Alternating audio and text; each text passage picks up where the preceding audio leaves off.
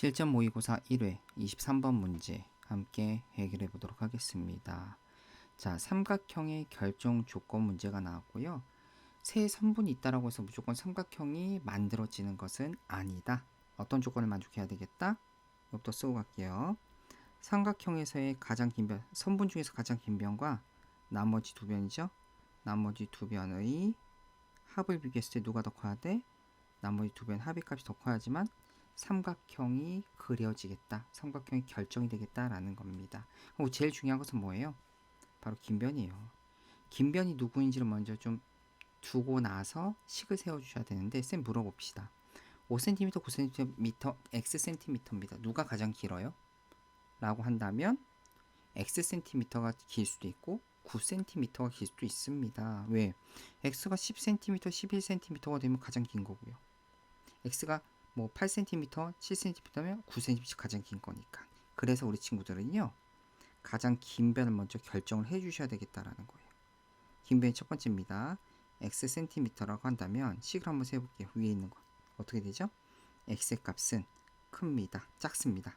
나머지 두 변의 합보다는 작다라는 것이죠. 그런데 가장 긴 변의 x라는 것은 5보다는 크거나 같고 9보다는 크거나 같은 거잖아요. 그렇죠? 정확히 말하면 5보다는 크고 9보다는 크거나 같죠? 그래서 x의 값은 9보다는 크거나 같다라는 식.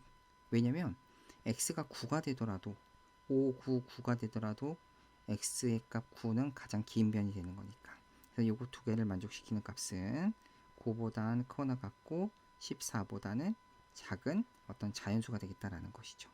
마찬가지입니다. 이번에는 긴 변이 9cm가 될 수도 있어요. 그렇지. 그러면 또 위에 있는 빨간색 식을 통해서 가장 긴 변은 나머지 두 변입니다. 5 더하기 x보다는 작다. 하지만 가장 긴 변이 9가 된다는 것은 어떤 조건을 만족합니까? 또 가장 긴 변이 9가 되니까 뭐 x보다는 9가 더 크거나 같다. 그렇지. 9가 x보다는 크거나 같다. 이걸 만족하는 x의 범위는 자, x 이항하니까 위에 거 어떻게 돼요? 4가 되겠죠? 4보다는 크고 9보다는 작거나 같다가 되겠다. 그래서 쌤이 말씀드리고 싶은 건요. 위에 있는 것도 답이고 사실은 아래에 있는 것도 답이 됩니다. 그래서 답을 쓸 때는요. 9가 자연스럽게 연결이 됐죠. 그래서 x가 될 수 있는 것은 4보다 크고요. 9가 연결되니까 14보다는 작은 값이 되겠다. 그 자연수의 값이니까 뭐가 돼요? x의 값은 5, 6, 7, 똥똥똥에서 13까지 총 몇 개가 되겠다?